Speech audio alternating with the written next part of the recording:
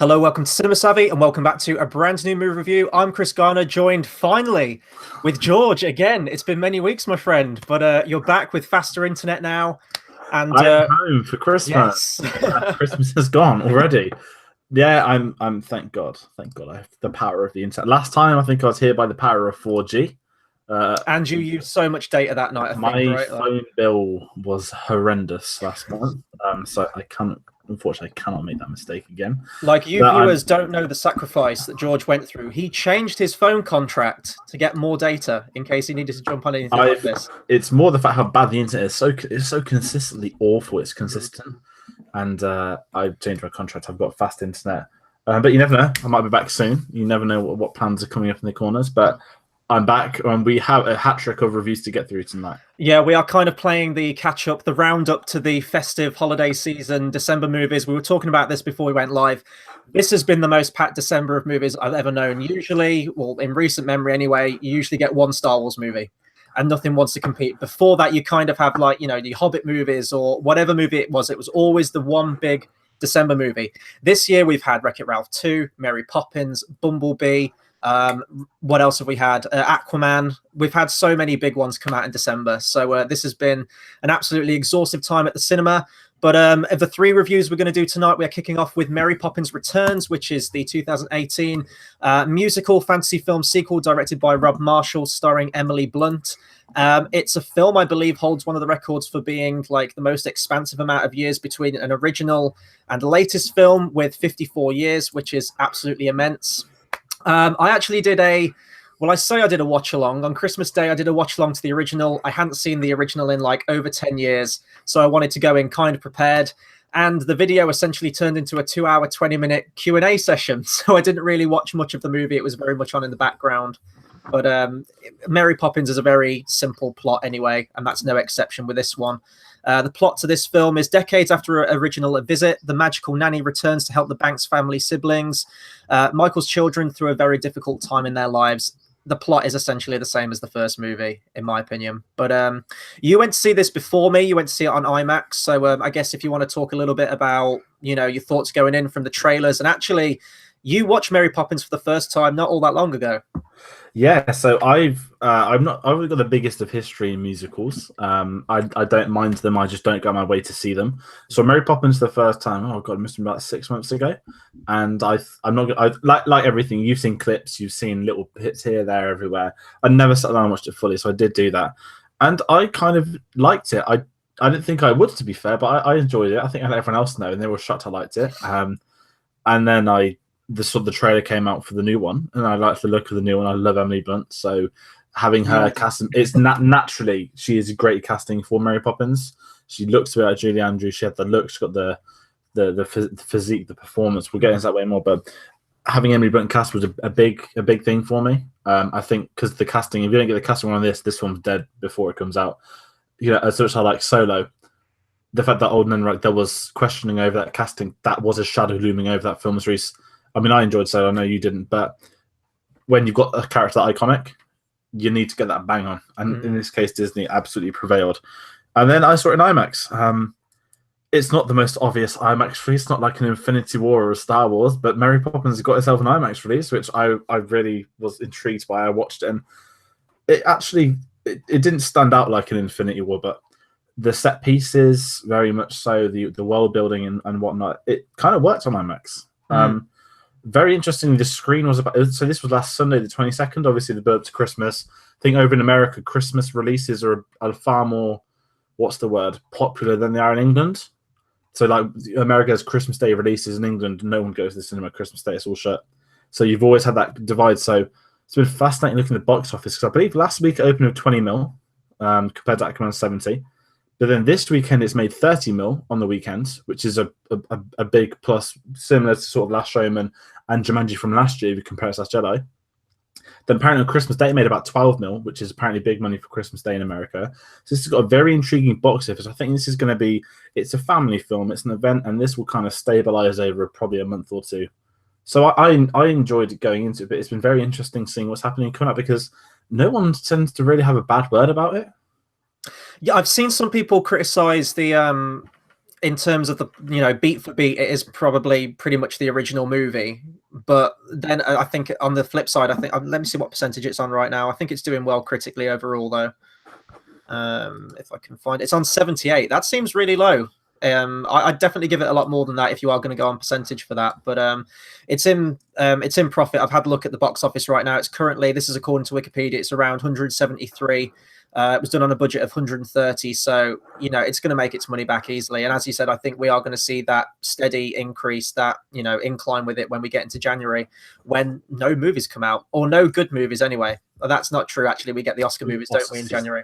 This is kind of, there's no big releases until I was looking at my calendar. I always plot like the big film releases into my calendar. And I sat there looking for sort of 2019. I'm having it now.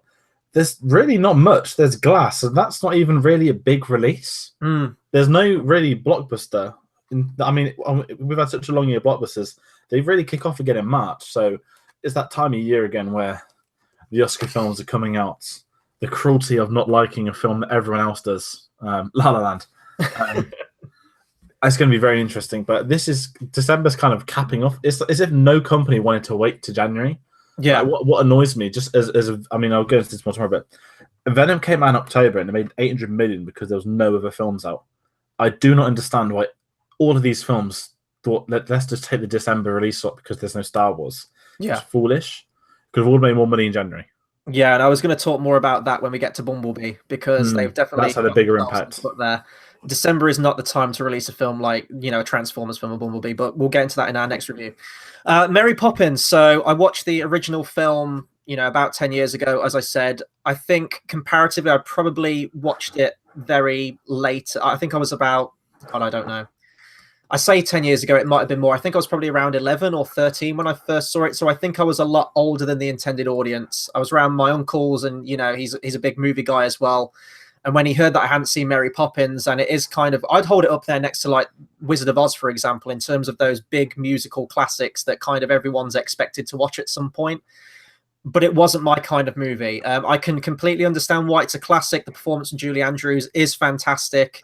The music and everything like that is timeless, but it just didn't grab me as much as, say, many of the animated Disney films did in the 90s when I was growing up with that kind of Disney. So the trailers came out for this thing, and I was like, well, it looks like Mary Poppins. Like, I'm not going to say it doesn't, but I don't know. I think I was more curious to see how Emily Blunt would play the character. It looked like it had a lot of emotional beats as well.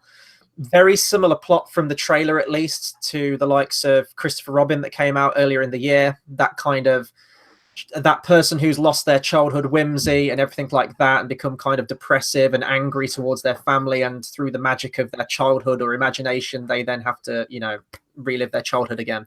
Slightly different with this one. There's like a whole thing about like their house being repossessed and everything like that, which made it feel slightly fresher to the likes of Christopher Robin.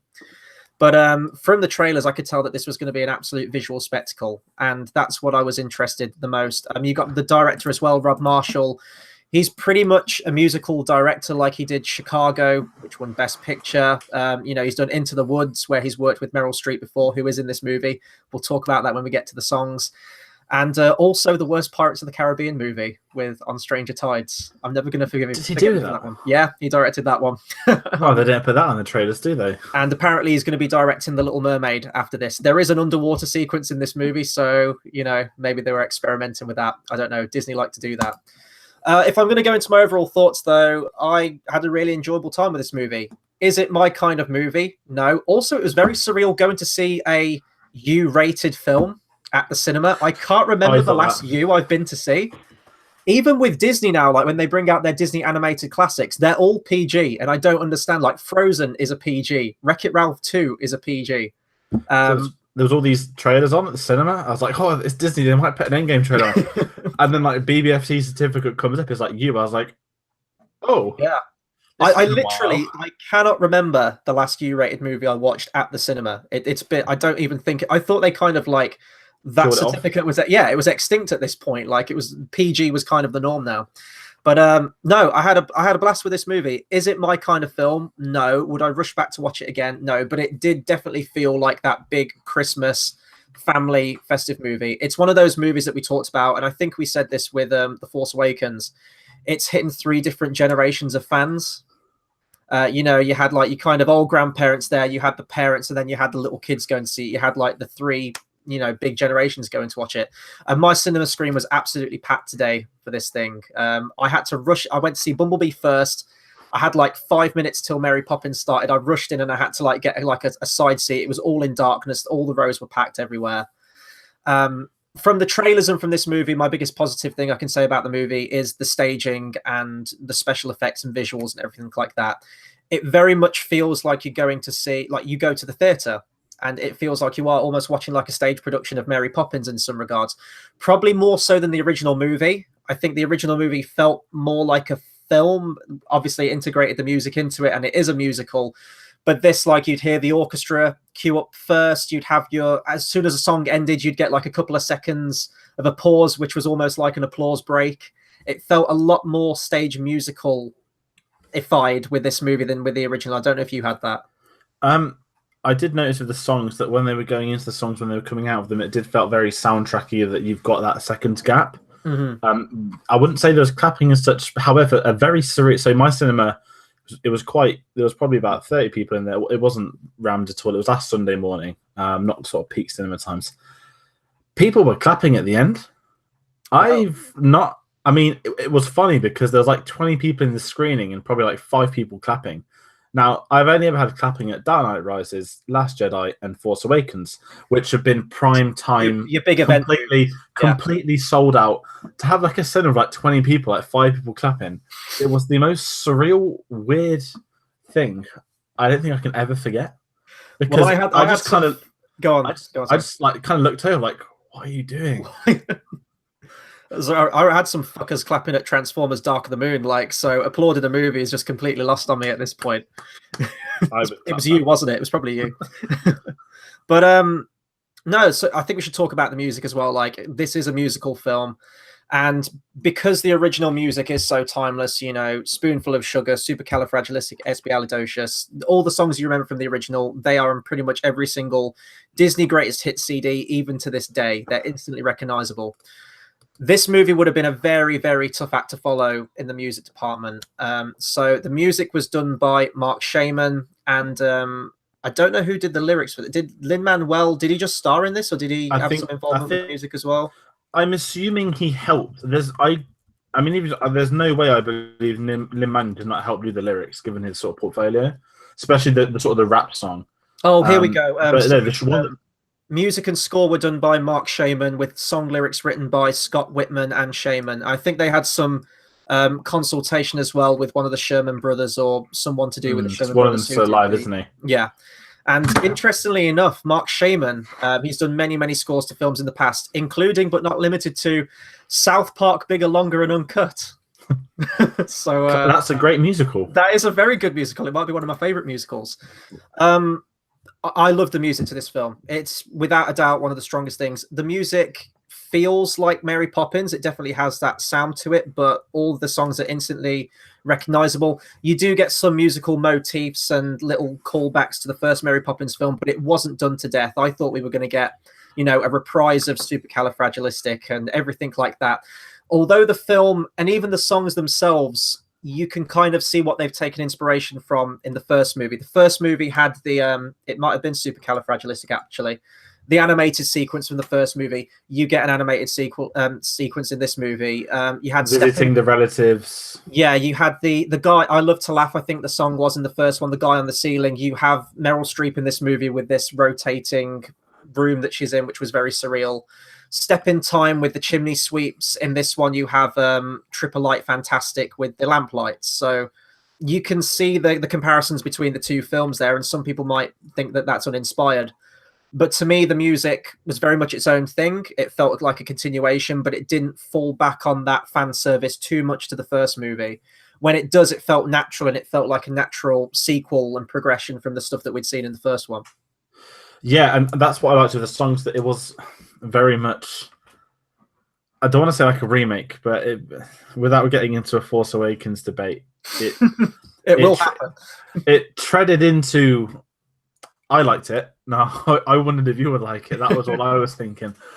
I thought they'd, you know, make loads of Easter eggs, nods at the original, but they didn't really. The only especially in songs, almost nothing was re-referenced. They followed the beats. I wouldn't say I didn't like the relative thing. But that was my biggest gripe. I wasn't a fan of that scene. But I enjoyed the songs. There was some catch, like every musical. You know, I'm not a massive fan of musicals, so there's of course songs I like. There'll be some songs I dislike. And I think before we record, I kind of said, you know, the one thing I was dislike about musicals is that someone's got normal dialogue, and that dialogue is a song. And that always kind of, I get the point that it's a musical, but when they just, I think it's with Ben Whishaw in this one, where there's dialogue and it's a song. So just speak the words, man. Don't sing them. Some people can't have that disconnect with musicals. Like, I love musicals, I get it, I can suspend my disbelief, but my dad's like that, for example. Like, we'll watch a film and someone will start queuing up a song. He's like, right, that's it, I'm out, and he'll leave the room. That's the thing, like, I'm fine for it. Like when they're really obvious, like this is gonna be a great song, but when it's like a 30-second song, I'm kind of like, oh, okay. Like, I've never seen Les Mis, but I've heard that Russell Crowe basically talks every song.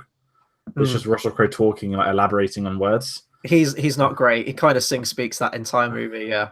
But I thought everyone was great in this. Even like, so if we go into like the actual acting performances in this one, we've talked about Emily Blunt. To me, I thought Julie Andrews was going to be incomparable, and I still think she kind of is. Like, she is still my Mary Poppins to me, but you know, if you're going to get any actress to do it, Emily Blunt actually absolutely knocked it out of the park. As you said, the mannerisms, the voice she puts on, the way she carries herself and everything like that, she is Mary Poppins. But I think just time and having those 54 years, Julie Andrews is always going to be obviously the first thing that comes to mind when I think of that role and think of that character. It didn't feel like she was just replicating Julie Andrews. It felt like she made it her own, while both being a sort of a great, what's the word? I felt like she made it her own role. Like, you've got two Mary Poppins now, in a similar way to like Batman, right? With the Jokers, you've got the Jack Nicholson, and you've got Heath Ledger Joker, both completely different, bit more different than obviously Mary Poppins. But you've got the two different actors essentially doing the same character with different mannerisms, different sort of things. It doesn't feel like either's copying the other. It felt very original, very fresh. I think it worked. That Emily Blunt made it her own, while being similar but not too similar to Julie Andrews. And I think that was a big thing going into, because if you just had it being completely replicated, it would have been like, oh, it's just literally just trying to be her. But I thought that's the biggest thing that's going, and she was the best thing about Emily. Emily was the best thing about this film. She's been nominated, I think, for Golden Globe for Best like Musical. It's fair enough. But I loved her performance, and I think she was strong. And she actually doesn't have as much screen time as I thought. I mean, she's still one of the main characters, but similar to Julie Andrews, you forget the actual core characters are the kids and the adults, not actually Mary Poppins. That's where the heart of the story lies. And, you know, the heart of the story of this one is, well, it's kind of all to do with banking, which might turn a few people off, but it is, you know, the house getting repossessed and trying to find this document essentially to bail them out of the shit, essentially. That's the story. It reminded me a lot of Christopher Robin, this film. Yeah, definitely. I think it's the whole gloomy family relative incomes, Winnie the Pooh / Mary Poppins. Let's have a good time all, and let's save the day. Yeah, and that's not criticism, but because they both come out in the same year, both Disney, both very similar. I did have a very particular Christopher Robin. Of course, that had to do with banking as well, wasn't it? With exactly, Ewan McGregor he's gone from being like a cool dad to being a banker. It's a tried and tested story, though, even in terms of Disney. You know what I mean? And Disney aren't the only ones that have done it. There's probably countless. If you gave me time to think, there's probably hundreds of films that have done that storyline. But it works, and for what it is, like, you know, it is inherently a kids' film. The plot needs to keep itself simple.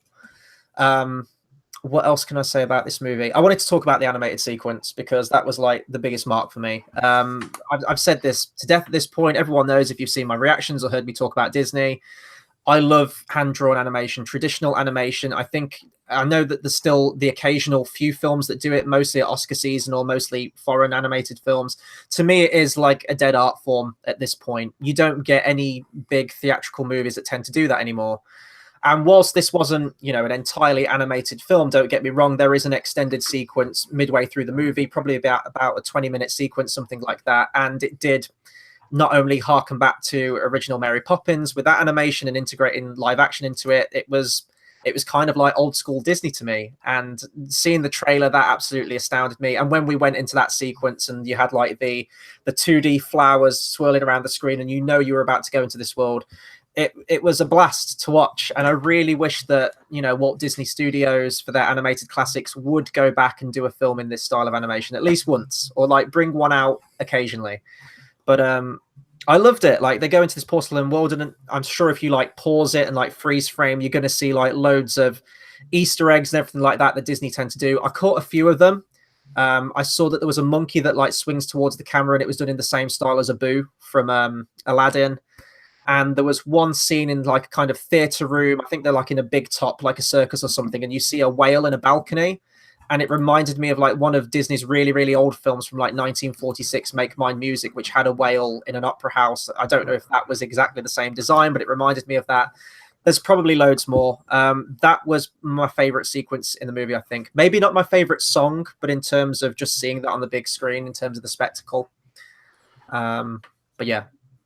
I didn't. It is nice to see 2D animated. We don't really get it anymore, so it was quite nice. This film. I mean, could you imagine the outrage if a Mary Poppins film decided to do 3D animation? Oh, I think we do get a little bit, don't we? Like, but it's mostly just sort of like the CGI. But yeah, if they'd have gone. Yeah, that wouldn't have worked at all.